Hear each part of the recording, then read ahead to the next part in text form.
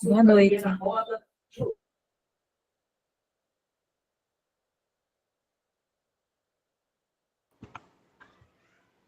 Boa noite, boa noite, boa noite, boa noite, boa noite.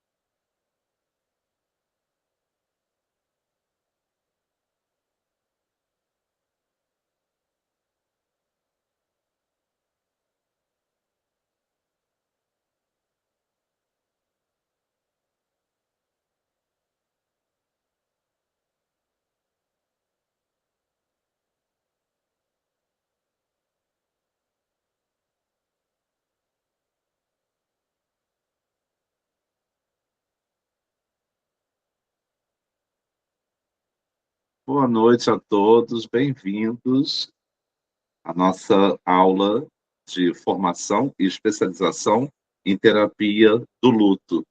Antes de começar a aula, quero deixar o convite aqui para o mini curso gratuito em que vamos falar sobre um sentimento que acomete a muitas Esse é o meu pessoas, áudio. o ciúme. Vamos ter um olhar psicanalítico sobre esse sentimento. O ciúme é comum, né?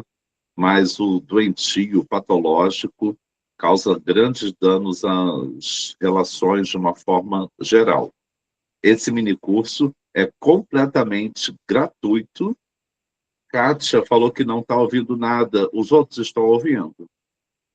Estão ouvindo? Kátia, vê se sai e volta, Kátia. Tá? Então, mas está todo mundo ouvindo. Digita aqui para ela, alguém, por favor. Deixa eu sair e entrar de novo. Mas nós ouvimos bem ela. Mas, enfim, daqui a pouco ela volta. Então, esse minicurso, sexta-feira, 20 horas, completamente gratuito, com certificado. E também quero deixar um convite aqui para quem ainda não fez e gostaria de fazer o curso de formação em psicanálise, agora sim.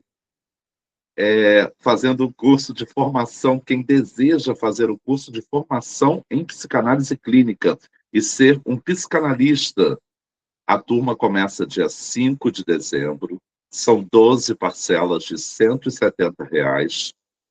Alunos, uma informação importante, a SPBH preza pelo tripé freudiano. Então, nesse curso de formação em psicanálise, vamos ter a teoria, as aulas, vamos ter análise de data pessoal, em que o aluno passa por análise pessoal, por 3 consultas, e é de data, assim ele aprende como faz também, e a supervisão de data. O aluno recebe um paciente e ele fica 3 semanas com esse paciente e 3 semanas com o supervisor, que pode ser eu, o professor Marcelo, professora Camila. Então, e a gente acompanha por 3 semanas. E aí você segue com esse paciente e abre a sua agenda. Mas a SPBH sempre estará aqui para ter uma supervisão continuada. Ou seja, tem alguma dúvida, precisa de uma ajuda? Pode mandar o zap, porque depois de formado você é associado à SPBH. Ok? Então, quem tiver interesse na formação em psicanálise clínica, as aulas serão às sextas-feiras, às 20 horas. Quem está fazendo mestrado não tem problema nenhum, que é justamente quando termina a aula do mestrado. Sexta-feira, às 20 horas, começa dia 5. E sexta-feira agora, mini curso gratuito sobre ciúme, uma visão psicanalítica. Então, vamos lá? Vamos começar? Quem estiver interessado na formação, tem um convite no grupo que você está, mas se você não achar o convite, é só me chamar no privado ou no grupo mesmo, que eu coloco o convite para você entrar no grupo oficial da turma 25.3 de formação em psicanálise. Já vendi meu peixe, já fiz o meu merchan, então vamos trabalhar. Nossa 8ª aula é um finalzinho, então essa aula é um pouquinho mais curta, mas para a gente finalizar os sentimentos dos enlutados. Antes, eu gostaria que vocês criticassem essa obra de arte. O luto tem um tipo de luto que é invalidado pelo social. O social não valida alguns lutos. Um deles é o luto por um pet. O pet, ele é um animal, mas que expressa sentimentos, expressa saudade, raiva, medo, e você se afeiçoa àquele animal. E quando ele vai embora, quando ele morre, nós cumprimos um luto como se fosse uma pessoa mesmo. Mas esse luto não é validado pelo social. E não esqueça, não pode haver substituição do ente querido. não é para comprar outro cachorro. É para cumprir o luto e depois que o luto tiver simbolizado completamente, aí podemos pensar em ter um outro cachorro. É a mesma coisa com o fim de um relacionamento, que é um tipo de luto. É a mesma coisa quando um cônjuge morre. Não é para imediatamente se relacionar com outra pessoa, não. Isso é um erro. É para cumprir o luto e aí depois, sim, vai conseguir uma relação saudável. Porque se for só uma substituição, será uma relação tóxica. Porque para substituir, qualquer um serve. Não há seleção consciente. Mas além do luto pelos nossos pets, nós temos também outros lutos invalidados. O luto de um irmão, de um cunhado, de um amigo, principalmente quando tem uma mãe ou um pai envolvido. Lógico que o luto da mãe tem que estar em primeiro lugar. Tá, mas e aquele irmão? Ele está em luto também. E não é validado porque tem aquela mãe ali sofrendo. Então, todo luto precisa de atenção. O luto de uma amante, de uma segunda mulher, não é validado, tem que ficar escondido. Nós já falamos aqui sobre o luto por um aborto provocado. A mulher não pode falar sobre isso, é um crime no nosso país. Então, é um luto sem validação. E o PET é um tipo de luto também.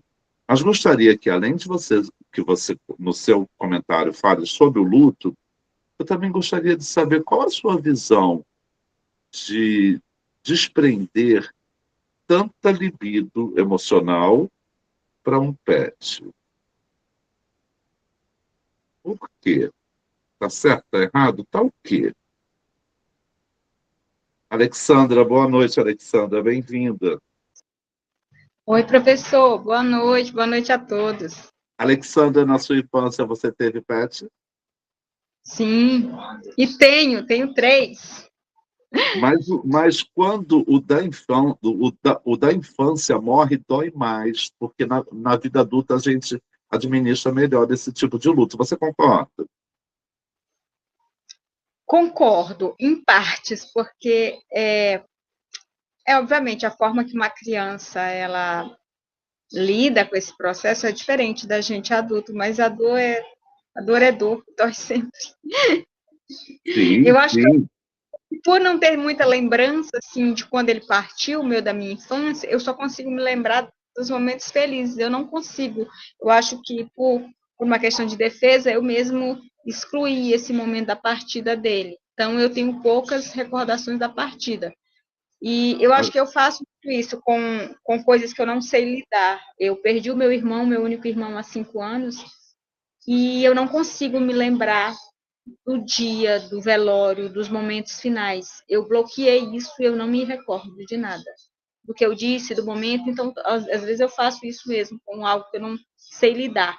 E quando eu perdi um outro pet meu também, que viveu 18 anos, eu sofri muito.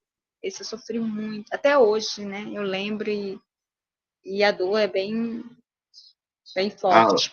a Alexandra, nós falamos muito do recalcamento de traumas da infância. Ah, foi com 4 anos, eu não lembro. Foi com 5 anos, foi com 1 ano de idade, eu não lembro.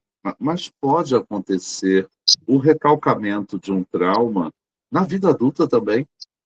Pode sim, você não se lembrar daquilo, né? Mas, Alexandra, você tem uma estrutura familiar e de amigos, social, não tem? Sim, É lógico que você tem 4 ou 5 pets. eram 4, aí um já se foi, são 3 agora. 3. Então, você tem porque você gosta daquele. Você não é bióloga, né? Esse povo é complicado. Adora bicho, adora planta. E tudo Adoro. bem. Tá tudo bem. Mas, Alexandre, existem pessoas que preferem se relacionar com animais do que ter amigos e se relacionar com a família. Você conhece pessoas assim? Sim. E isso é psicopatológico. O seu caso, não. Você tem relação com a sua família, com seus amigos, com o seu trabalho e tem os seus pets, está tudo bem. Aí está tudo bem. Agora, você deixar de ter todo esse social e preferir lidar com o animal é um pouco complexo, não é, Alexandre? Sim, com certeza. Mas eu acho que pessoas, assim, obviamente a gente não pode generalizar, né? Porque cada caso é um caso. Mas às vezes as pessoas que, pelo menos as que eu conheço, que tem esse relacionamento muito assim, meio que deslocou mesmo tudo, transferiu para aquele animal, pós um trauma muito grande de relacionamento, e é como se não confiasse mais, tivesse medo de acreditar de novo. Então, prefere investir toda a sua libido naquele animal, sabe? Foi uma Mas, escolha. Alexandra, é um erro, porque nós temos não só essas relações de confiança, mas temos outras com os filhos, aqueles amigos que estão com a gente há 20, 30 anos, e tem gente que exclui todo esse social, inclusive de família, e coloca toda a libido em um pet, ou dois, enfim, né? É um erro, porque é a fuga do social. Você falou, mas teve trauma, enfim, é tudo válido, mas essa esperança no ser humano não pode acabar.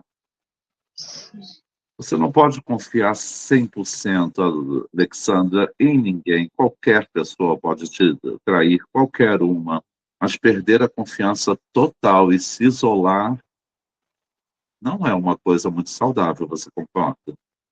Concordo, sim, claro. E a gente observa, talvez, que não só na questão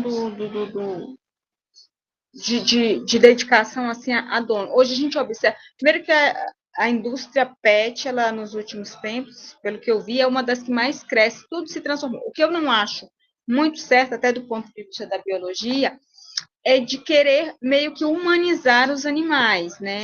Trazê-lo para uma realidade ao qual eles não fazem parte, eles são animais e, obviamente, a gente tem que cuidar, amar, dar carinho, né? Mas de repente as pessoas querem que é como o bebê reborn, ter que sair um pouco da moda.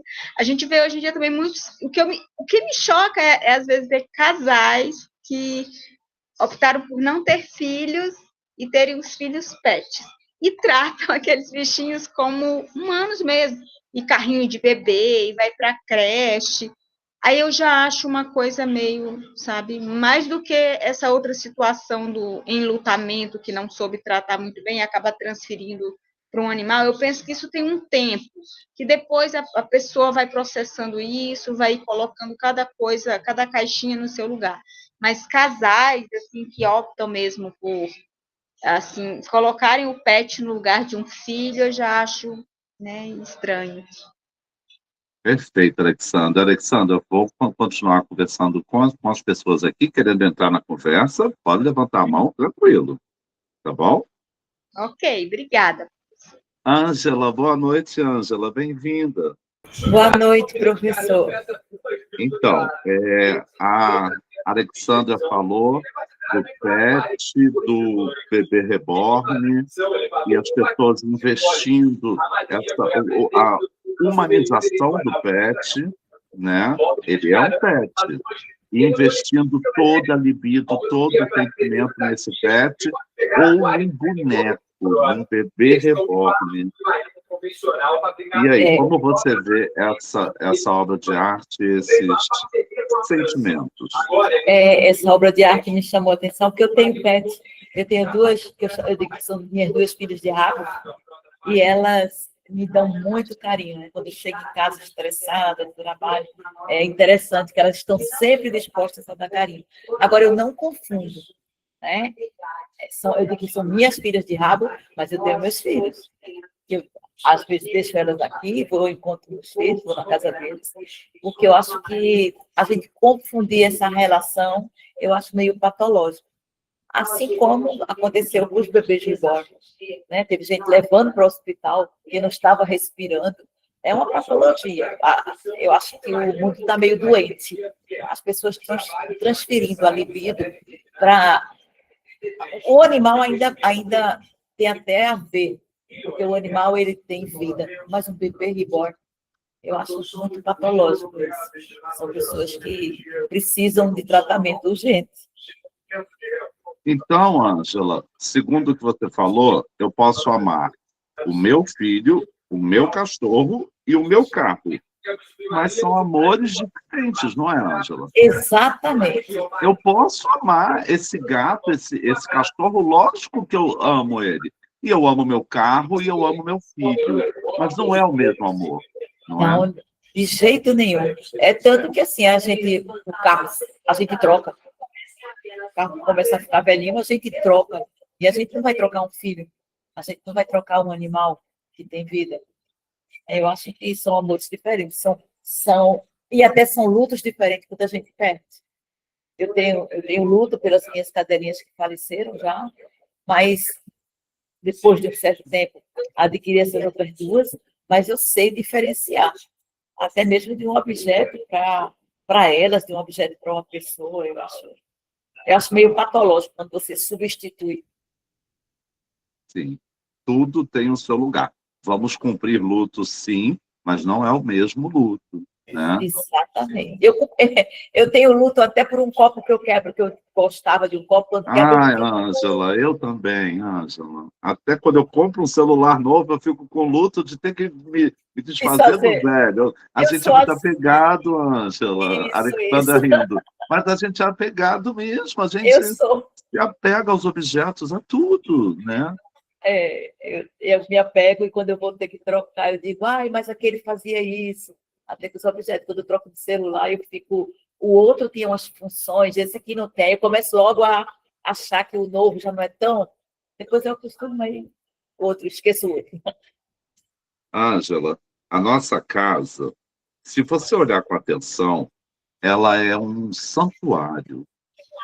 Ali está aquela cadeira que você gosta, aquele lado do sofá que você gosta, aquele lado da cama, aquela caneca, aquele copo. É o nosso santuário. E a gente se apega a isso e cria rituais.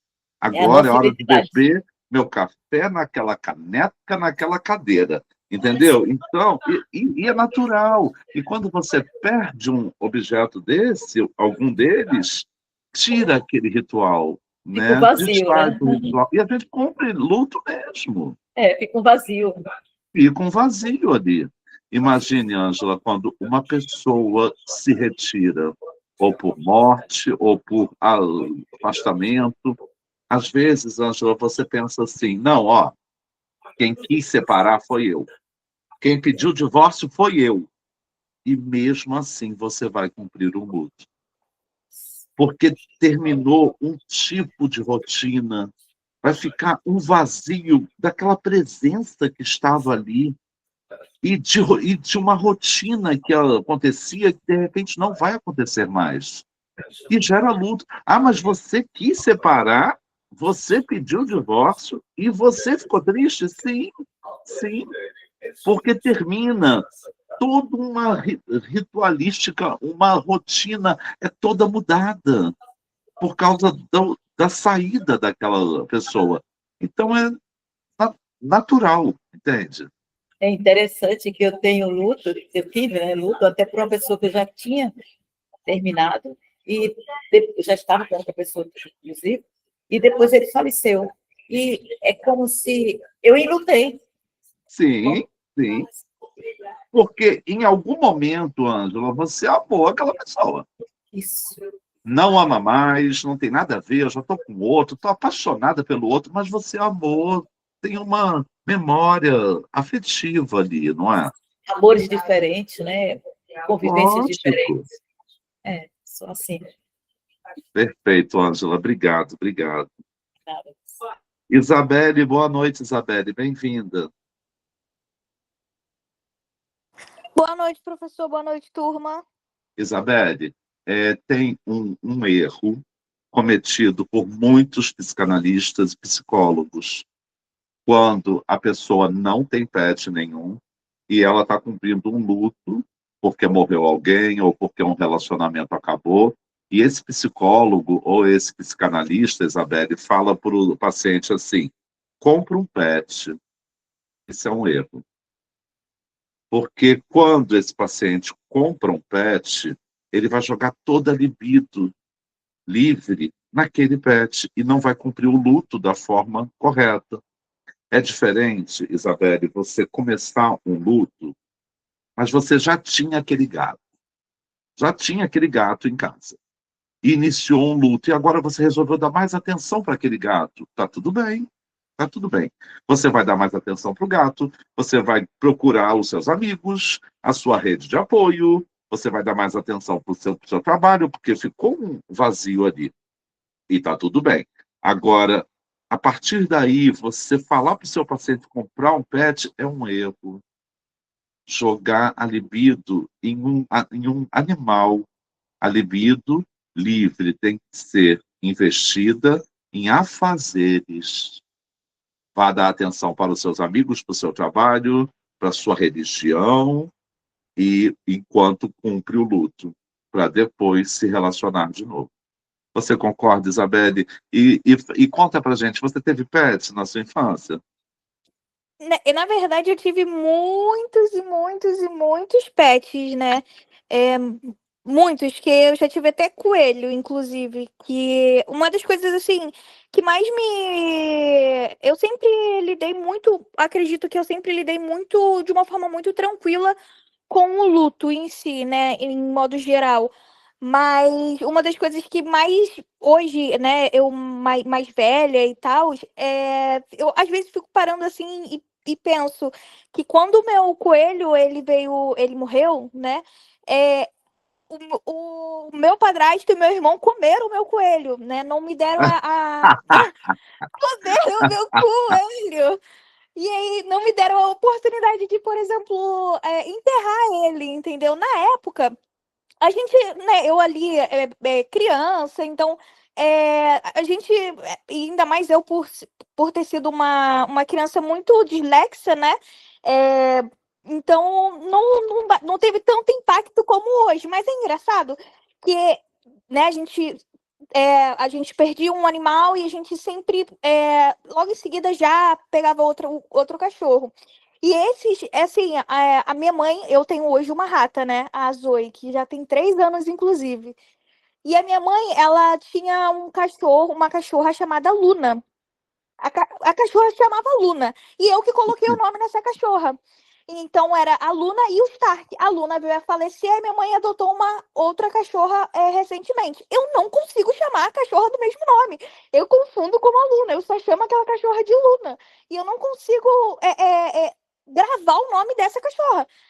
Eu chamo o nome dessa cachorra atual da minha mãe de Luna. E é engraçado porque eu não sei o porquê isso acontece, né? Mas eu já tive muitos animais, muitos mesmo, né? Na infância, hoje eu optei por uma rata, porque é mais prático, né? Na rotina corrida. Mas eu fico com isso, eu tava pensando até hoje isso. Assim, caramba, eu não consigo gravar o nome dessa cachorra. Eu chamo ela de Luna.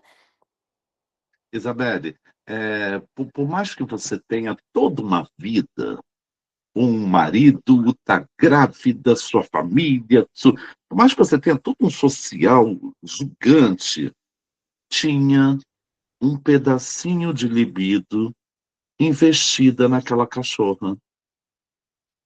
E esse pedacinho, quando essa cachorra morreu, ficou livre. E depois veio outra.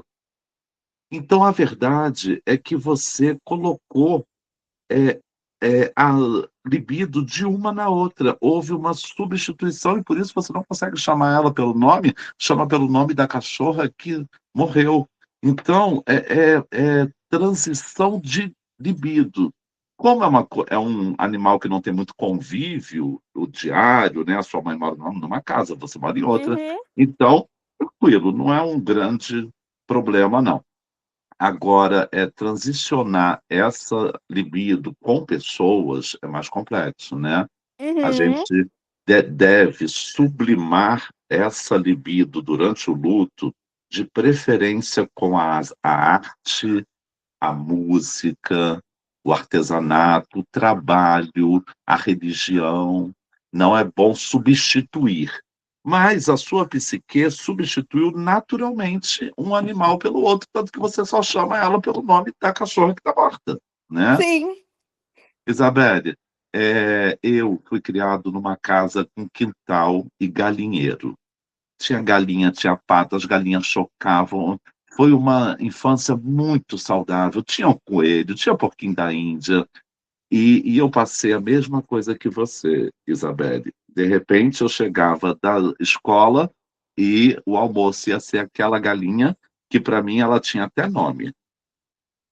E o almoço era ela. Entendeu? E aí eu e o meu irmão, a gente chorava, a gente cumpria um luto ali, né? Mas Uhum. elas, a minha mãe, a minha avó, elas foram criadas em roça, então para elas era natural você pegar um bicho, matar e comer agora, e vamos fazer. E para nós, né, não, a gente tinha toda uma libido investida naquela galinha, a galinha tinha nome, então, mas foi saudável, foi uma forma Sim. de aprender a lidar melhor com a morte agora na vida adulta, entende, Isabel? Sim, sim. Mas eu acho muito engraçado, né? Porque a minha religião, ela também envolve muito essa questão, né? Então, é engraçado que, assim, na época não teve tanto impacto, mas hoje eu fico parando assim pra pensar, caramba, e era Cadinho de cada um, porque o nome dele era Cadinho, porque eu não conseguia colocar o nome, ele não tinha um nome, então toda vez que minha mãe me perguntava o nome do coelho, eu falava um nome diferente. Ela falou, então vai ser Cadinho, Cadinho de cada um. E eu paro assim pra pensar, eu falo, caraca, não consegui enterrar o Cadinho. Mas assim, de uma forma esportiva, sabe? Sim. Mas às vezes a gente para assim pra pensar, fala, caraca, que loucura. Mas é muito, Mas muito isso. você sabe, Isabelle, que eu tenho certeza que não é o seu caso, mas pode ser o do seu paciente. Essa Uhum, história parece boba, mas essa história pode desencadear, não estou dizendo que desencadeou em você, não, mas uhum, pode desencadear em uma outra pessoa problemas com velório, enterro, por causa desse sim, bloqueio de um pet da infância. Então é sim. bom a gente guardar isso para você tranquilo, que bom. Mas o seu paciente pode recalcar esse trauma e hoje ter problemas em estar presente em velórios e enterros, entende? Entendo, entendo. Consegui Perfeito, entender, Isabelle. perfeito. Obrigado, hein? Nada.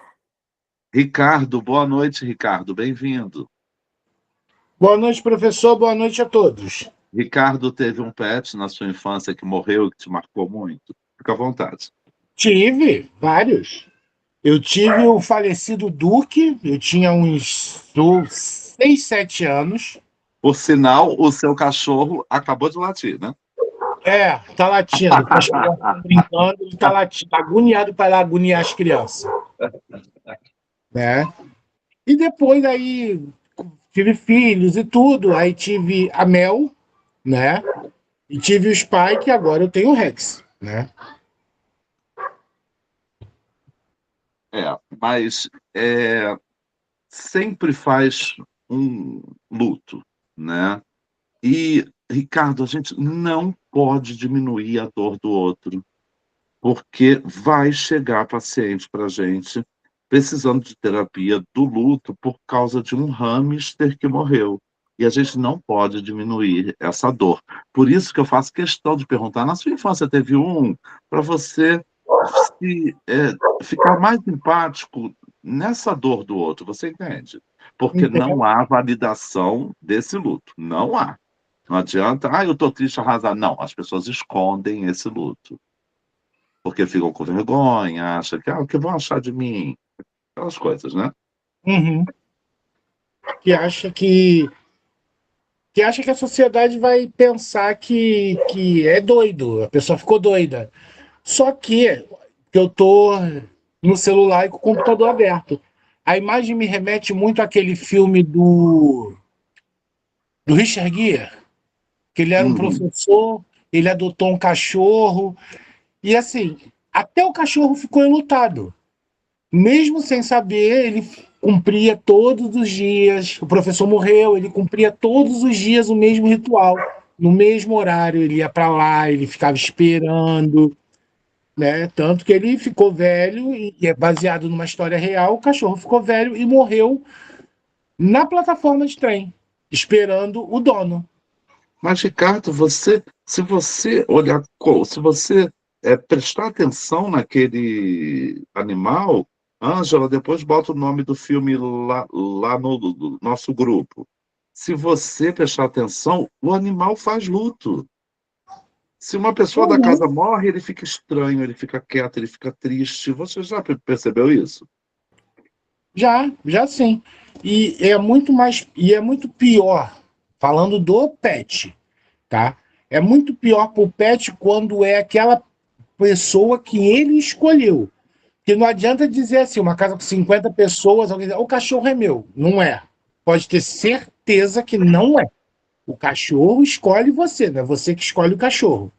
Ele fica triste, ele fica sem comer, ele fica sem beber água, sabe? É sofrido. Como também é desculpa, é o caso do paciente que chega. Ele não vai dizer, eu estou sofrido porque o meu cachorro, o meu hamster, como disse a Isabela, que meu rato morreu, né? Tirando o caso do coelho, né? Mas enfim, a pessoa não vai dizer, mas a pessoa está enlutada, sabe? É um luto que para ela é um luto normal, que para a sociedade é um luto totalmente diferente. Sim, mas todo mundo joga pedra nesse luto. Ah, tá assim porque o cachorro morreu. Ah, para, compra outro cachorro. Mas quando é o seu pet, você entra em luto, né? Então, falar do outro, mas É, tem. tanto que eu tenho uma tia, ela está com 85 anos. Já tem mais de uma década que ela já falou: eu não quero mais cachorro, porque todos os cachorros que ela teve, que partiram, foi um luto, e um luto assim, absurdo, absurdo, né? Então ela se recusa a ter, né? Mesmo porque ela diz, eu tô no final da vida, não vou querer bicho, aí eu fico aqui, vou ficar aqui, eu vou morrer e o bicho vai ficar aí, vai ser maltratado, sabe? Coisas de senhoras de quase um século, Certo. né? Mas Obrigado, até hoje Ricardo. você sente que ela não conseguiu trabalhar esse luto, não conseguiu ressignificar esse luto. É. Mas a gente faz luto e o luto tem que ser assumido. Tem pessoas que têm vergonha de lutos por entes queridos, imagine por pets, né? É, Obrigado, Ricardo. nada. Ângela, obrigado por ter colocado o filme lá no grupo. A Alexandra, fica à vontade. Então, professor, eu ouvindo assim os relatos, as histórias, assim, a gente também para pensar, e é um assunto, um tema extremamente interessante, o quão a gente, nós enquanto bichos, homens, né, o ser humano, e isso a gente vai ver lá atrás, os primórdios, a partir da domesticação de alguns animais, e a gente percebe isso principalmente com o cachorro e o gato, né? O quanto a gente se apega, o quanto a gente investe de fato no animal, tanto que a gente nomeia, né? A gente dá nome e ele começa a fazer parte da nossa vida, do nosso cotidiano, das nossas histórias. E talvez isso revela o quanto nós somos carentes e dependentes também. Por quê? Porque no fundo, por que a gente tem essa dependência do animal, esse amor? Eu paro para pensar que é porque ele não julga, sabe? E ele está ali sempre te esperando da melhor forma. Ele só oferece o melhor, né? Você pode chegar triste, chegar feliz, a recepção do animal, ela é sempre a mesma, é sempre sincera. Ok, dizem os estudiosos que às vezes não é tão assim, é porque ele também tem um interesse, mas que seja. Mas é algo assim é tão inexplicável que só para quem de fato tem um pet, que você, enquanto dono de pet, eu juro que os meus cachorros me entendem, eu converso com eles, eles entendem o que eu falo, eu juro que eu entendo o que eles falam, tanto que às vezes ele olha para mim, meu marido fala, o que ele quer? Eu falei, ele quer ir deitar, põe a cama dele. E é isso, porque eu consigo conversar. E eu lembro de uma situação, uns 3 meses atrás, eu perdi uma tia. e ela estava no leito na UTI, mas o médico falou, olha, você pode conversar com ela, ela ouve, ela não vai responder. E eu falei assim do marido, eu falei, olha, o tio tá assim, seus filhos, falei o nome dos filhos, falei o nome dos netos, e ela não esboçava reação nenhuma. E ela tinha uma cadelinha. E eu falei assim, e a pequenininha também. Ela sorriu. Gente, ela não sorriu no nome, olha, dos filhos, do neto, mas do animal. Olha o quanto que existe de sentimento, né? A mulher no leito de morte, e o que tocou nela foi o nome da cadelinha dela. Alexandra, quando as pessoas falam o melhor amigo do homem, eles não estão falando de outro homem. Então, esse animal, acho que foi o Ricardo que botou agora, é incondicional. Esse animal estará do seu lado. E esse filho? Não, meu filho vai estar assim. Mas amanhã, outro dia, ele pode vir contra você devido a uma opinião diferente, o que é natural, mas aquele animal não. O problema, Alexandra, o meu medo está aí, na covardia de enfrentar o real do outro, preferir o pet. Não é o seu caso e de ninguém que está aqui, porque, como eu disse antes, vocês têm convívio social, familiar e o pet. Mas tem as pessoas que só têm o pet e não querem mais o convívio. Então, não estão tolerantes a ir de encontro a um outro real que não o dele. E o cachorro só vai na tua. O gato só vai na tua. Entende? É o seu real estipulado. Tem uma questão do ego aí. Porque o outro é outro real. Vai ter sempre um embate. Pode ser, não, meu filho é a pessoa que eu mais amo na minha vida, mas vai ter um embate porque ele não é igual a você, é outro real. Em algum momento ele vai falar, mãe, eu não concordo. E aquele animal não. Às vezes, Alexandre, eu acho que as pessoas estão com preguiça de ter empatia com o real do outro, porque o meu real tem que sobressair por causa do meu ego. Então, é assim que é certo. Não, é assim que é certo para você. Para o outro, pode ser de outro jeito. É só respeitar o que é certo para o outro na visão do outro. Mas é difícil, porque o ego não deixa. Tem que ser o que eu falo, tem que ser o que eu mando. E o cachorro vai ser o que você fala, vai ser o que você manda. E as pessoas... Eu vejo muita gente. Aqui no Rio de Janeiro tem um bairro chamado Copacabana, uma das praias mais lindas do Brasil, do mundo, né? Mas esse bairro é conhecido por bairro de idosos. Idosos solitários, com os apartamentos cheios de pet. E não querem se relacionar com a família, com a... Decepções acontecem quando você espera do outro mais do que o outro pode dar. E a gente sempre espera mais. É difícil, a gente tem que refletir sobre essa relação. Com o cachorro é muito mais fácil. É muito mais fácil, né? Com certeza. E com o ser humano é sempre difícil, porque tem o real do outro. Obrigado, Alexandra. Qualquer coisa, volta aqui. Ricardo, fica à vontade. Professor, isso também não entra muito na questão da dominância, né? A pessoa que não quer ter contato com outros humanos, mas quer com o animal. Por quê? Porque ele se sente o dominante, o alfa da coisa? Sim, porque o real mais importante do mundo é o meu. Não, eu gosto de carne assada. Eu só como carne assada.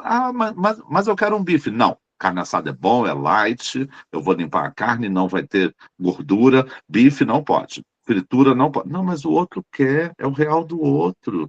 Então, a imposição da sua persona em cima do outro valoriza o pet. Que você impõe a sua persona e o pet aceita. E o outro não. Então, a dificuldade do entendimento do real do outro e o posicionamento do ego, porque você, todos nós, você se vê como importante, mais importante do que outros. Você se vê especial, porque o seu ego se posicionou assim na sua infância e todos nós somos assim. Não é só você. Então, a sua opinião é melhor, é mais importante do que a do outro. Mas isso não é real. A sua opinião é a melhor para você, para o seu real. Entende, Ricardo? Entendo sim. Muito bom. Kátia, boa noite, Kátia. Boa noite. Na sua infância, você perdeu um pet, fez luto, como é que foi? Conta pra gente. Eu tive um cachorro que toda vez que eu chegava da escola, depois mais tarde, quando eu comecei a trabalhar, que eu chegava do trabalho, ele me esperava na parada do ônibus e o nome dele era Segredo, que o meu pai colocou o nome dele de Segredo. Depois que eu perdi ele, eu custei a me apegar novamente em pet, mas hoje eu tenho de novo. Sim, perfeito. Então, muitas pessoas perdem relacionamentos, cônjuges, e têm uma dificuldade muito grande de se relacionar de novo. Então, esse luto tem que ser finalizado para que essa libido fique agora verdadeiramente livre para um novo amor, que pode ser uma pessoa ou um novo pet, mas não pode ser imediato. O luto tem que ser cumprido e leva algum tempo, né? E as pessoas querem substituir rápido, porque aí a libido se ocupa e eu esqueço do luto. Mas ele está ali, não é, Kátia? Sim, prof, sabe quando essa semana passei por uma situação, quando tu fala, e eu já li mais algumas coisas sobre luto invalidado. Tinha, na escola onde eu trabalho, tinha uma menina que estava muito triste essa semana. Na verdade, desde a semana passada, muito triste, de estar afetando o trabalho dela. Daí eu cheguei para conversar com ela e pode parecer para muita gente um absurdo o motivo que ela estava vivendo aquele processo que eu considero um processo de luto. Ela está num processo de transição do cabelo liso, que ela almejava, que ela sonhava em ter, para o cabelo crespo, que é o cabelo real dela. E ela estava em sofrimento, que estava prejudicando o trabalho e a saúde física dela. Eu conversei com ela, dei um espelho de presente, fiz uma conversa bem leve, bem gostosa com ela, e eu fui julgada por algumas pessoas na escola, mas para mim não interferiu em nada o julgamento deles, porque o que eu queria falar para ela, eu consegui falar.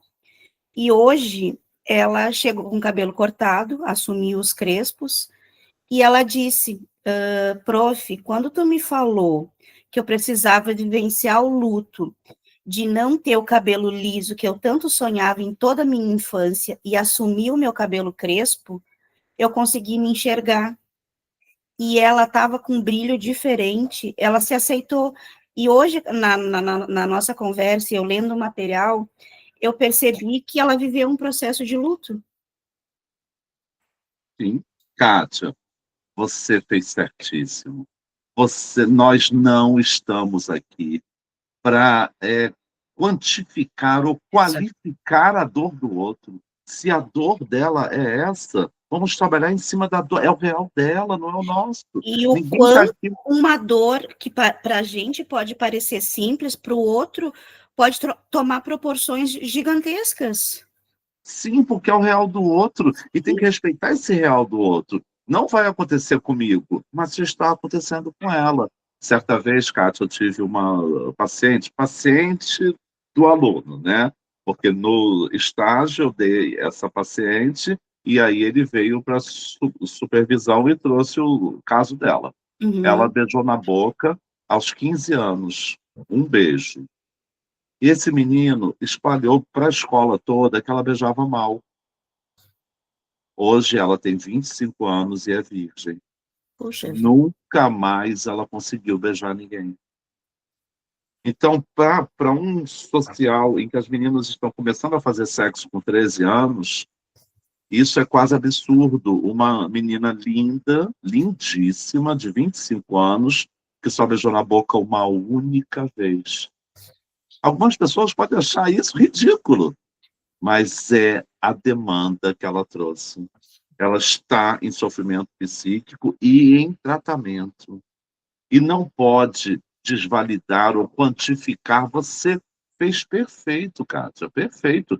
Largou os seus afazeres, tirou um tempo para dar atenção, conversar com ela. Perfeito, Kátia. Perfeito. Venha fazer psicanálise. Você vai ser uma ótima psicanalista.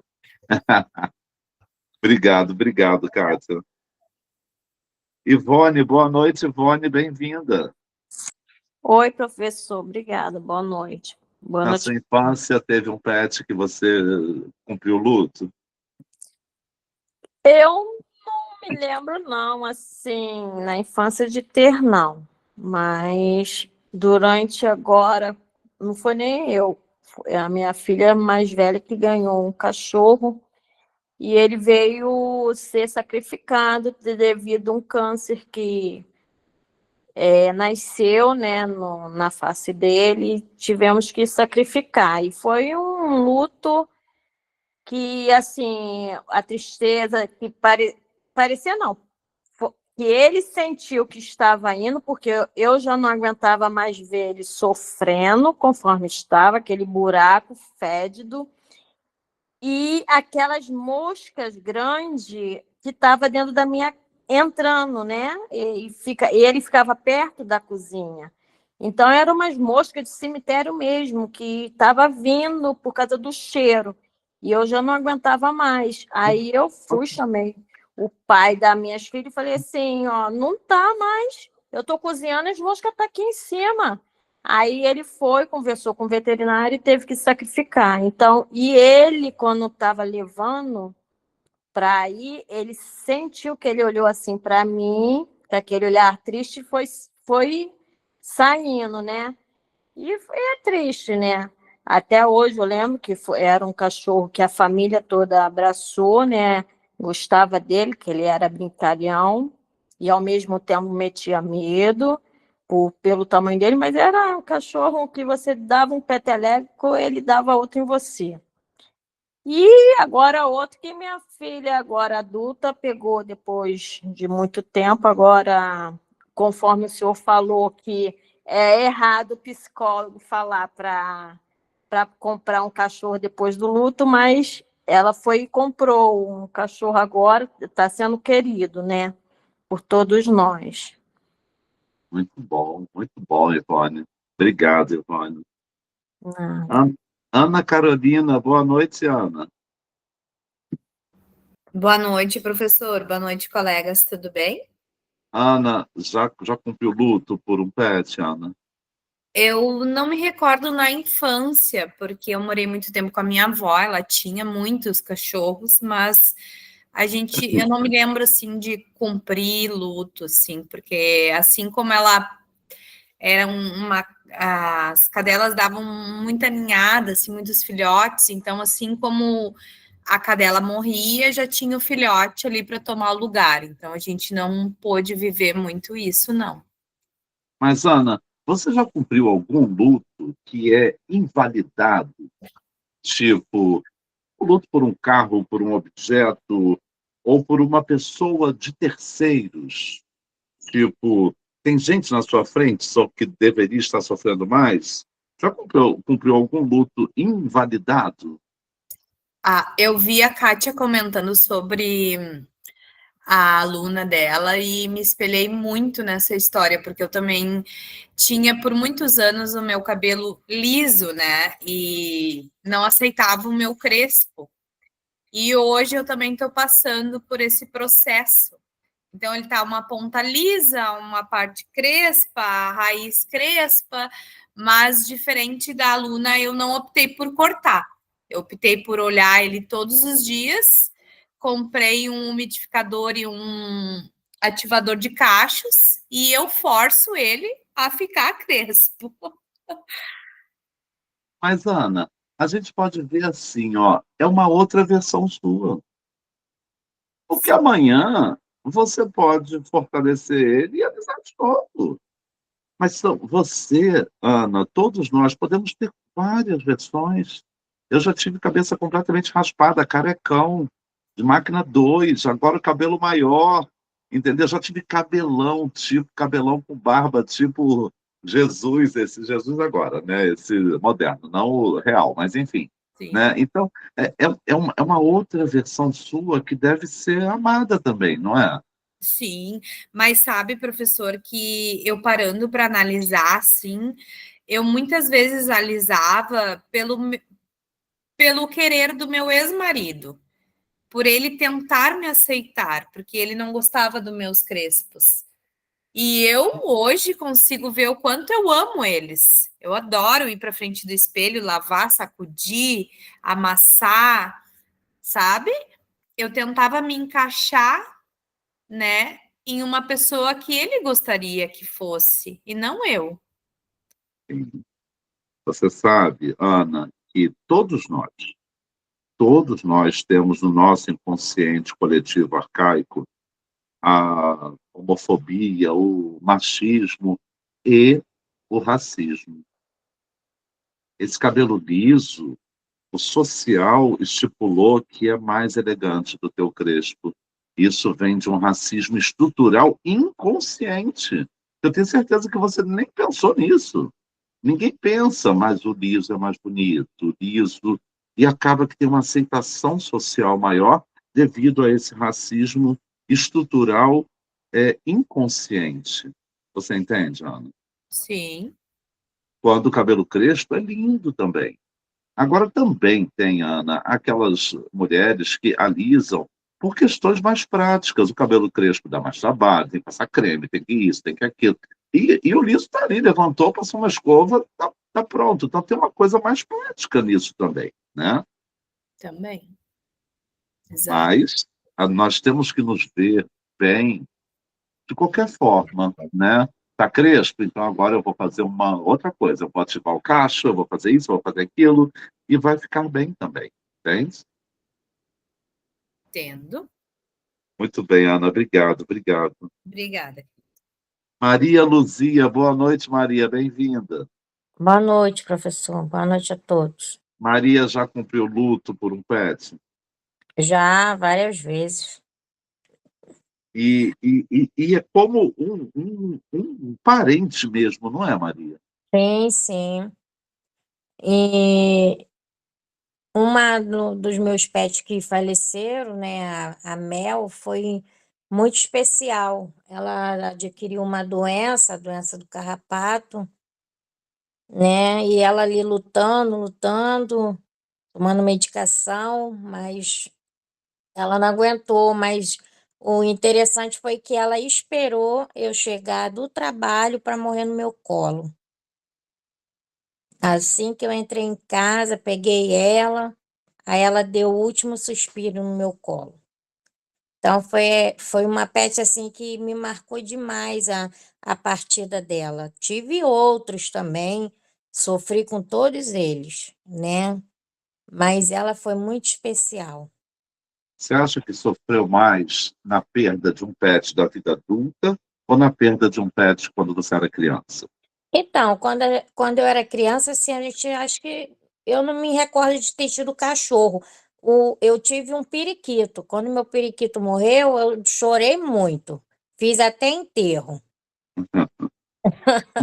Mas, Maria, você sabe que essas grandes perdas da infância recalca.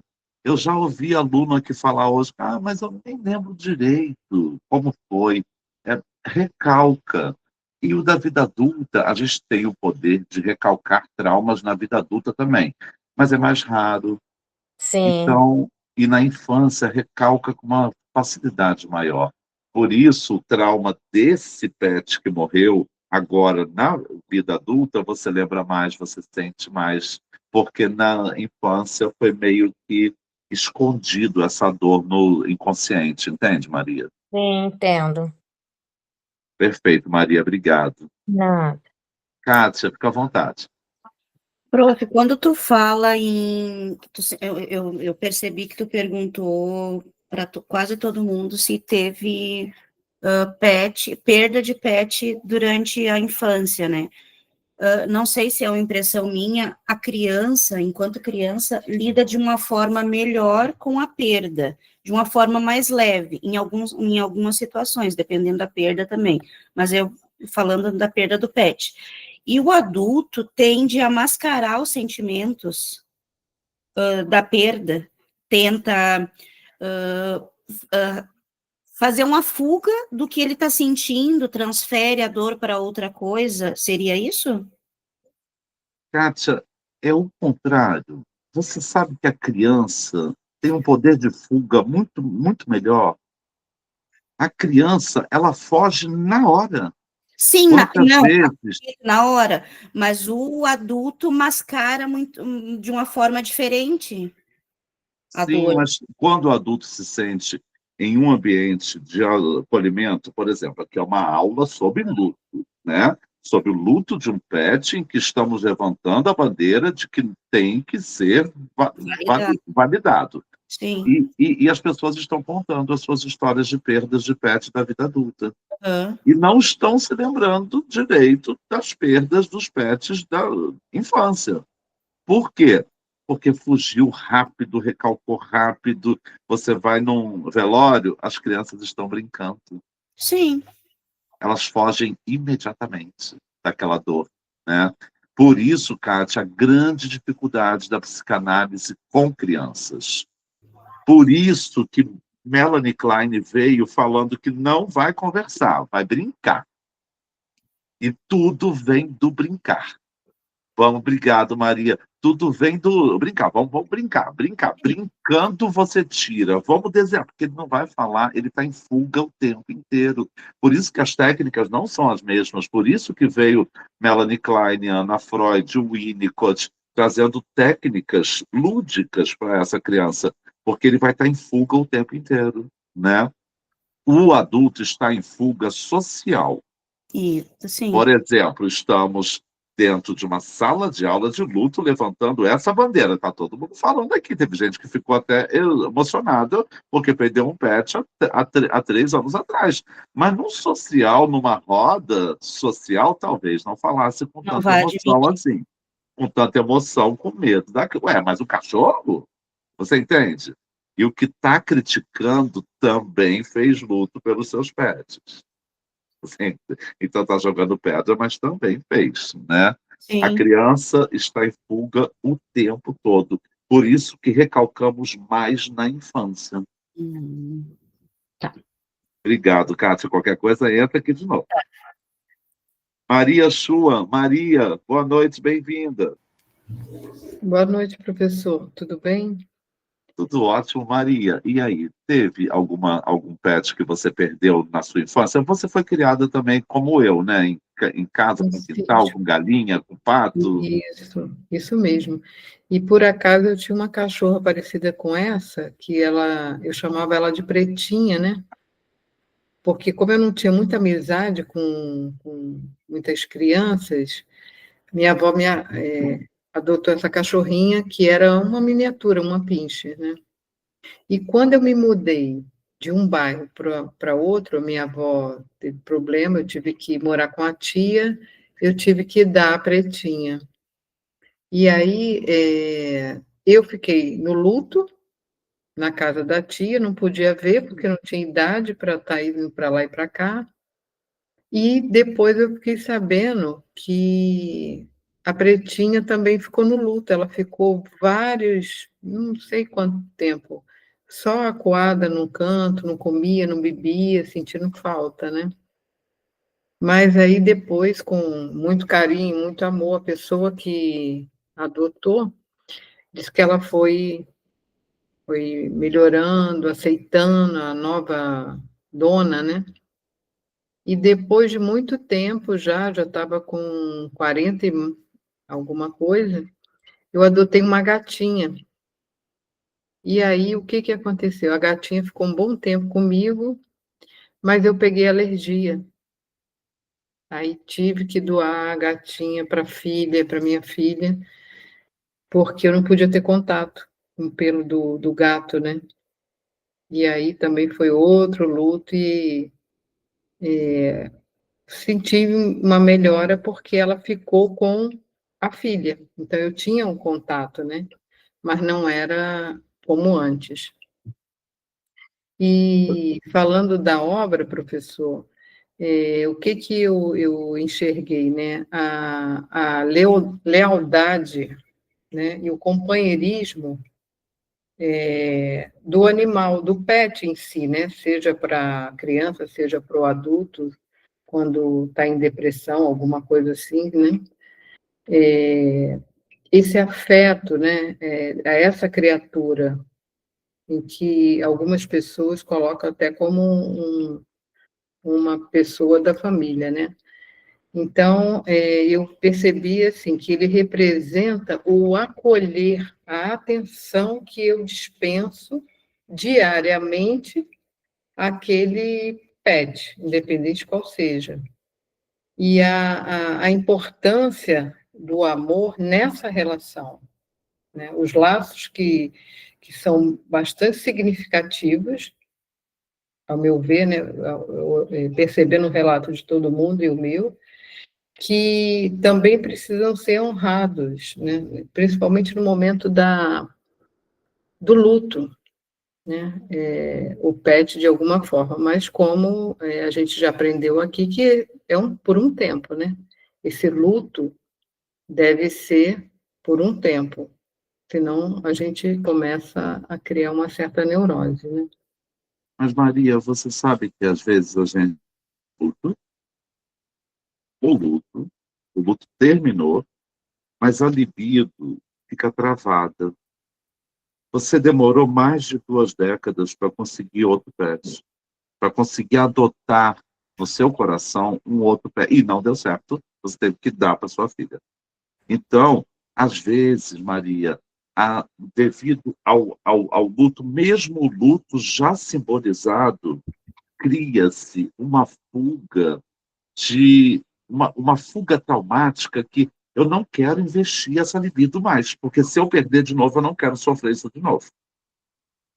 Então, aconteceu com você mais de 2 décadas para ir conseguir um gato que não deu certo, mas acontece também, Maria, pessoas que estão viúvas de um relacionamento e depois passa anos, uma vida inteira e não se relaciona mais com ninguém. E o luto ressignificado, mas a libido travada naquele ente, entende? E não consegue se relacionar mais. A terapia do luto ajuda nisso, a destravar essa libido, porque, Maria, a psicanálise não entende essa alma gêmea, esse amor romântico, a psicanálise não aceita isso. A libido, quando livre, o luto cumprido, você pode amar de novo. Entende? A gente vai preparando o nosso paciente viúvo, viúva, para que cumpra esse luto. Primeiro, cumpra o luto, para não substituir ninguém, né? E depois reencaminhe essa libido. Vamos arrumar um namorado, uma namorada, e vamos começar de novo. Tem pessoas que ficaram viúvas, Maria, com 40 anos de idade, viveram até 80 e não se relacionaram com mais ninguém. Isso é um erro, né?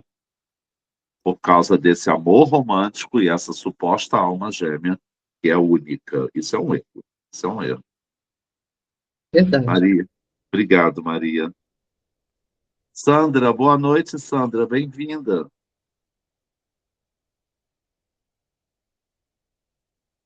Sandra?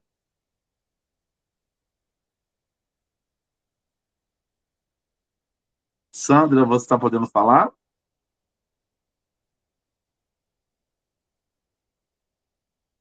A Sandra está aqui na sala, mas não sei se ela está podendo falar. Pode falar, Kátia, fica à vontade. Prof, um luto bem difícil e que muitas vezes não é dado uma insignificância é o luto do filho ideal e a aceitação do filho com deficiência. Kátia, é o ego, É, né? O meu filho vai ser o príncipe encantado. isso. A minha filha é a mais linda do mundo. E aí vem aquele filho especial. Eu acho a palavra especial perfeita. Especial. Mas sabe que, mas daí, prof, a gente esbarra numa aceitação da família, até para fazer as terapias do aluno, a gente tem que trabalhar muito aquela família, porque ela não vivenciou, não viveu esse luto do filho idealizado e do filho real. É muito complicado, assim, a gente trabalhar com as famílias com esse luto não vivido. Sim. E aí, Kátia, o que que a gente faz? Nós temos que simbolizar esse real. Isso. Esse paciente, essa mãe, esse pai, essa avó, a gente tem que perguntar qual a síndrome, qual o diagnóstico que o seu filho tem. Eles têm que falar: meu filho é autista, meu filho é... Ele tem que falar. E aí você tem que puxar tudo. Mas o diagnóstico teve quando? Quando ele nasceu, como foi? Como é que você viu isso? Só falando, Kátia, a simbolização e traz a síndrome, a especialidade daquela criança para o real deles. Mas, Eu passei por um caso de uma mãe que o filho autista, nível 2 de suporte, com sociabilidade bem agravada, e ela não queria, ela não aceitava ele usar o cordão em locais públicos para as outras pessoas não saber que ele era autista, mas todo mundo já sabia, pelas ações dele, só ela que não queria aceitar, e a gente teve que fazer várias conversas, chamei outras mães para conversar com ela também, para tentar fazer com que ela aceitasse, mas foi bem difícil, mas foi um ganho, tanto para ela como para o menino, a partir do momento que ela fez a aceitação dele como ele realmente era. você usou uma palavra-chave, Kátia: sociabilidade. Aquela criança que calada passa batido, a mãe já vem trabalhando ela, fica calado, fica em silêncio, porque quer que passe batido, entendeu? E não vai falar em público. Meu filho é autista. Eu lembro que uma vez eu estava num restaurante, a criança saiu da mesa dela, veio na minha mesa, pegou uma faca e levou para a mesa dela. Aí eu olhei e falei: deixa a criança, é criança, né? Aí a mãe se levantou, trouxe a faca de volta, falou: desculpa, meu filho é autista. Eu falei: não tem nenhum problema. Só que ela falou, ela veio até rindo, porque ele veio, pegou, então ela já estava com aquilo bem trabalhado nela. Ela falou, ela já veio rindo: meu filho é autista, desculpa, ele pegou sua faca. E ela veio de boa, mas não foi assim o tempo todo. Ela trabalhou isso, entendeu? Porque, Kátia, tem o ego. O ego, eu vou repetir, o ego faz com que a gente se sinta especial. Então, meu filho vai ser o príncipe encantado, cara. Não tem como ele não ser, é meu filho. E aí, talvez esse ego possa ser manipulado por nós. Você é tão especial que deu um filho que precisa de mais atenção do que as outras crianças. Mas tem que assumir e tem que falar. A mãe tem que falar, essa mãe, esse pai, tem que falar qual é o diagnóstico, qual é o laudo, né? Agora, tem uma contrapartida aí, Kátia. Tem uma modinha agora de laudo, né? Isso. Tem um outro grupo diferente que o filho tem que ter alguma coisa. Um TDAH, um TOD, tem que ter alguma coisa. Mas buscam algum laudo até para... Eu presenciei até para ter alguns benefícios. Sim, e também para validar a malcriação, porque ele foi mal criado, ele não foi castrado da forma correta. Exato. É aquela criança que você deve ter várias na sua escola que estão agora na escola começando a lidar com o não, né? Porque não tiveram não em casa, não foram castrados da forma correta. Aí, para validar, para não dizer que não, eu é que criei mal, eu é que não castrei da forma correta, não, meu filho tem um laudo. Coloca um CID. Sim. Ricardo falou dos filhos gays, né? Então, também tem a validação da sociabilidade desse filho gay. Tá? Você é gay, tá, mas não precisa usar calça apertada, não precisa usar rosa, não precisa usar maquiagem, não precisa pintar a unha, não precisa... Então, para que passe batido como hétero, é o mesmo caso, né? Obrigado, gente. Sandra, você está podendo falar, Sandra? Acho que a Sandra não está podendo falar. Sandra, nós vamos seguir então, tá bom? Vamos lá, então. Essa aula é um pouquinho mais rápida, por isso a gente conversou um pouquinho mais, porque é o finalzinho dos sentimentos dos enlutados. Um é o distúrbio do sono. Esse distúrbio do sono, o enlutado de um ente próximo, ele acredita que vai morrer também. Porque a metade desse luto é a falta, o vazio. Aquela pessoa estava ali no convívio ontem e hoje não está mais. E eu fazia café para ela, eu conversava com ela e ela não está mais aqui. Então, esse é o luto. Mas a outra parte do luto é o entendimento da própria finitude.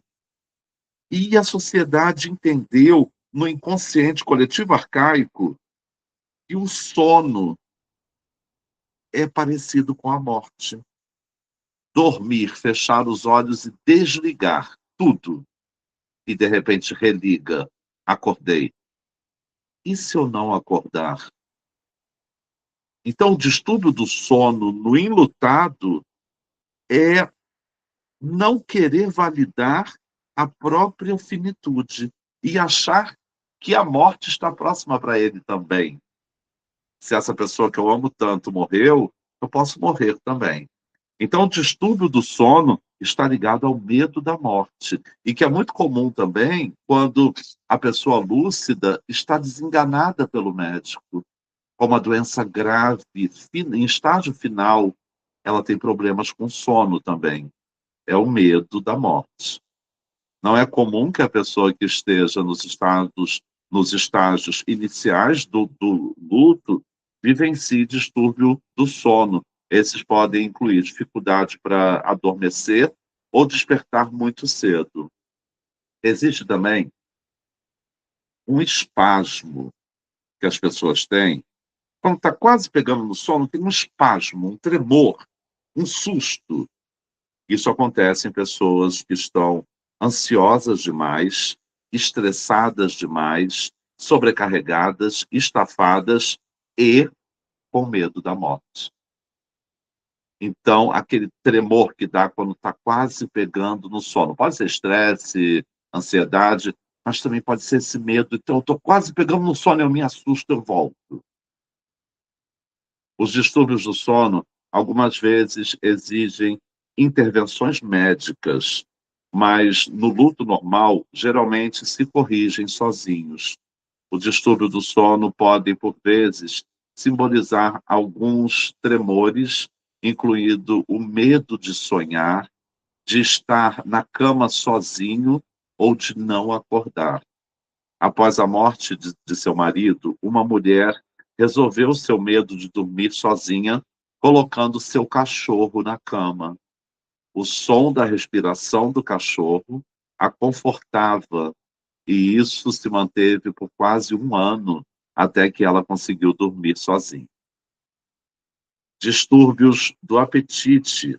Animais enlutados exibem distúrbios de apetite, o que é muito comum em situações de luto, em seres humanos também.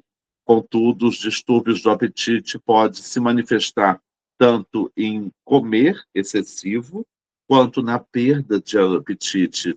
Esse último é um comportamento de luto descrito com maior frequência. Podem ocorrer mudanças significativas no peso, como resultado das mudanças dos padrões alimentares. Pessoas enlutadas que comem demais é uma forma de buscar gozo em alguma coisa, mas as que perdem o apetite estão voltadas para distúrbios psicossomáticos. O luto somatizou e causa uma acidez estomacal maior, a sensação de que o estômago está cheio, ausência de pensamento. O recém-enlutado pode pegar-se agindo de forma distraída ou fazendo coisas que possam lhe causar danos ou inconvenientes. uma paciente me relatou que estava preocupada porque em 3 ocasiões diferentes ela atravessou a cidade no seu carro e depois de terminar seu expediente de trabalho, esqueceu que tinha ido de carro e voltou para a casa de transporte coletivo. Esse comportamento aconteceu após perda significativa e se ajustou sozinho com o tempo. Essa abstração total é uma forma de defesa, de fuga, aonde a psique se desconecta completamente. A pessoa entra em transe hipnótico natural e faz as coisas de forma mecânica, sem pensar. É uma forma de fuga, porque se desconecta totalmente, se desconecta da dor também. Então, ficar em abstração total, em estado de hipnose natural, é comum quando as pessoas estão muito tristes. É uma forma de fuga que a psique cria. Isolamento social. Não é comum que a pessoa que teve de lidar com uma perda queira isolar-se das outras. É a sensação de que ninguém está sentindo do jeito que eu estou. Ninguém está tão triste como eu estou. Ninguém está validando a minha perda. Somente eu entendo. E não consegue ir para um encontro com familiares e amigos, não suporta ver pessoas sorrindo, porque o luto dela tem que se sobrepor. E aqui acontece aí o compromisso com o luto. Ah lá, tá todo mundo rindo, ah lá. Esqueceram ele, só eu que lembro. Isso gera uma certa revolta. Então, se sentir não compreendido, o luto não validado, porque você entrou em luto, está todo mundo aí, no máximo 1 mês. Depois as pessoas dispersam e começam a não dar atenção para o enlutado mais. Pô, já tem 3 meses que fulano morreu, ela só fala disso. As pessoas não têm paciência com o luto do outro. E por isso somos muito procurados para a terapia do luto. Essas pessoas precisam ser ouvidas. Sonho com o morto. É muito comum sonhar com a pessoa morta, tanto sonhos comuns quanto sonhos que perturbam ou pesadelos. Frequentemente, esses sonhos servem a vários propósitos e podem fornecer algumas pistas diagnósticas, tais como a etapa em que a pessoa se situa no curso do processo de luto. Exemplo, por muitos anos após a morte de sua mãe, Esther sofreu com intensa culpa pelas circunstâncias relacionadas com a morte. A culpa era expressa por baixa autoestima e recriminação pessoal. Estava associada com considerável ansiedade. Em uma das suas visitas diárias à mãe, Esther saiu para tomar café e comer alguma coisa. Enquanto ela estava ausente, sua mãe morreu. Então, o sonho com o morto, na verdade, ele traz 2 coisas. A primeira, a saudade.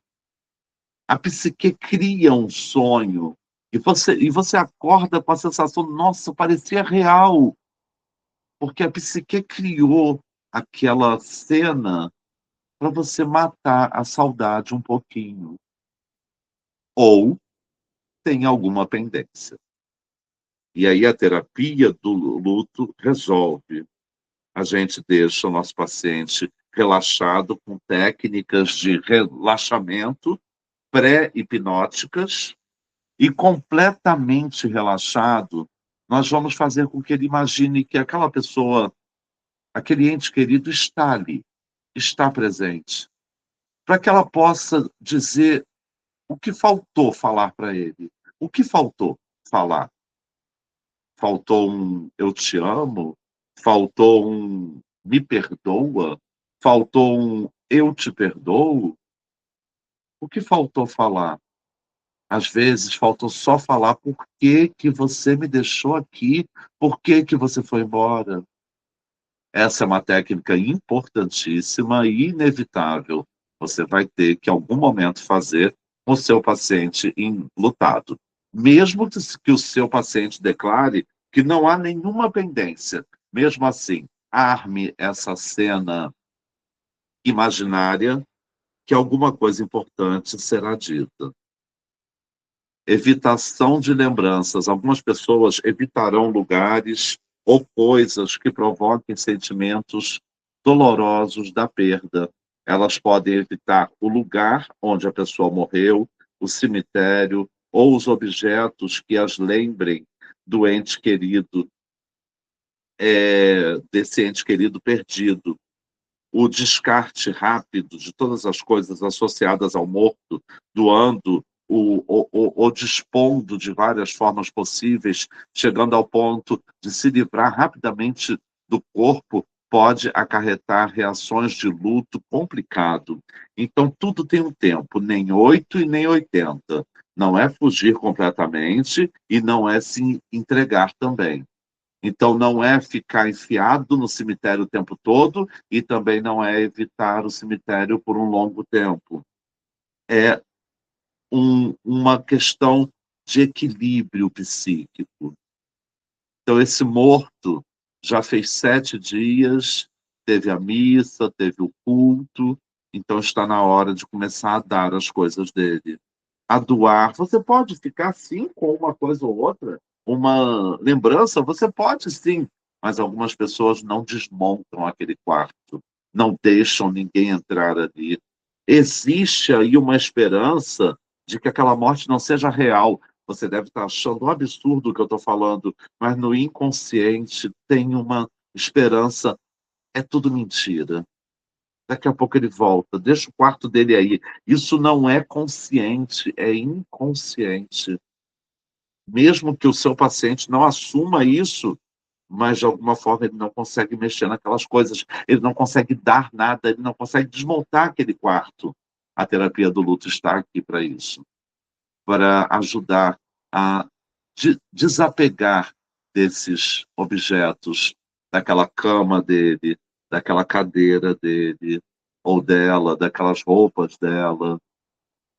Pode sim ficar com uma coisa ou outra, pode, mas não pode ficar com todo o arquétipo montado. Isso não pode. Procurar e chamar. O chamar está relacionado com essa conduta de busca. Alguém pode clamar pelo nome do ente querido, quando isso não é feito verbalmente, pode acontecer internamente. E aí, por mais que a religião desse enlutado não tenha a ver com o espiritismo, ele passa a acreditar naquilo. Ele precisa acreditar nesse pós-morte espírita, de que há um mundo paralelo. Ele precisa acreditar nisso para que saia do pensamento dele que essa pessoa simplesmente acabou. Ela não acabou, ela está em outro plano. Então, se eu chamá-la, esse espírito pode vir aqui. A minha religião não fala disso, não ensina isso, mas aquela outra religião fala. Então, existiu aquele Chico Xavier, um espiritualista que conversava com os mortos, segundo ele dizia, e ele era procurado por muitas pessoas católicas, evangélicas, mas que por um desespero, para ter um último contato, naquele momento acreditavam naquele médium.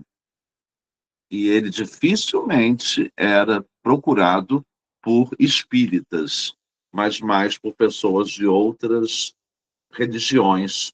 Você é capaz até de passar a fundamentação da sua fé para ter um último contato. O suspiro é um comportamento muito observado entre os enlutados. É muito semelhante à sensação física de falta de ar. Foi observado que pais enlutados que os níveis de oxigênio e gás carbônico deles foram similares aos encontrados em pacientes depressivos. Então, suspirar profundamente tira a sensação de falta de ar que vem de uma agitação, de uma ansiedade. Hiperatividade e agitação. Uma quantidade de pacientes que ficaram viúvas apresentou hiperatividade e agitação à morte de seus maridos.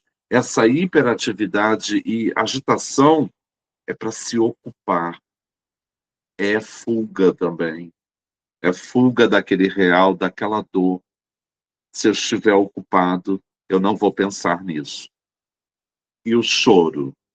As lágrimas podem ter valioso potencial de cura. O estresse provoca desequilíbrio no organismo, porém as lágrimas removem substâncias tóxicas, ajustando, restabelecendo a homeostase. As lágrimas aliviam o estresse emocional. Você é um terapeuta do luto, você é um psicanalista, você não pode falar nunca. Não chora, não. Não fica assim, não. Não. Tem que chorar. Tem que ficar assim, sim. Só vai evoluir para a cura se doer. Tem que doer. O luto precisa ser vivido e o choro é necessário. Luto e depressão. Freud descreveu em seu artigo Luto e Melancolia, uma grande obra de Freud, que a depressão ou melancolia é uma forma patológica de pesar e é muito parecido com o processo normal de luto, exceto se tiver características próprias, ou seja, impulsos de raiva dirigidos à pessoa amada de forma ambivalente, que são voltados para o seu próprio mundo interno. É verdadeiro que o luto se parece muito com a depressão, e também é real que o processo de luto pode desencadear o surgimento de uma depressão. Então, estar em estado depressivo durante o luto de no máximo 6 meses, está tudo bem. Passou disso, precisa de ajuda psiquiátrica e psicanalítica. Na dica de leitura, é um livro maravilhoso, mas que, infelizmente, eu não tenho o PDF dele. Se alguém tiver, disponibiliza aqui no grupo Luto por Perdas Não Legitimadas na Atualidade, é de Casselato. É um livro maravilhoso e tem um pedacinho dele que fala assim: luto do ser. Muitos são os lutos relacionados com as perdas experimentadas desde o início da vida do indivíduo ou da pessoa amada. Diante de tantos desejos, expectativas, fantasias e projeções acerca dos filhos, muitos são os lutos vividos de forma silenciosa, quando o indivíduo nasce com características diferentes das esperadas pelo seu contexto familiar e cultural. Aí, Kátia, o silêncio que dita a não validação das diferenças silencia também a dor desses enlutados. Justamente o que a Kátia trouxe, esse diferente. Eu quero uma criança normal, meu filho vai ser normal porque é meu filho. E aí ele não vem dentro desse normal estipulado aí, e tem um laudo psiquiátrico. E esse luto é grave, né? E leva um bom tempo para que ressignifique ele, para que essa pessoa consiga falar em público: meu filho tem síndrome de Down, meu filho é autista. Para chegar nesse ponto, precisa de terapia. Quero agradecer a presença de todos vocês, foi maravilhoso, como sempre. Sempre vocês aqui me ajudando, trazendo as experiências pessoais. Eu quero agradecer a presença da Ângela, do Ricardo, da Kátia, da Ivone, a Isabelle, Maria Chua, Ana Carolina, Alexandra, Maria Luzia, Sandra, que estiveram aqui comigo ao vivo, preparando essa gravação para você que não pôde estar ao vivo. Então, a gravação vai ser disponibilizada hoje ainda, ou amanhã de manhã bem cedo, mas é para você também que está aqui ao vivo, que quer rever essa aula, fiquem à vontade. Quarta-feira que vem estaremos juntos às 20 horas, e sexta-feira, 20 horas, o mini curso gratuito Ciúme, uma visão psicanalítica ao vivo às 20 horas. Eu vou colocar o link no seu grupo. Obrigado a todos. Uma ótima semana. Fiquem na paz. Boa noite. Obrigado. Tchau, tchau, gente.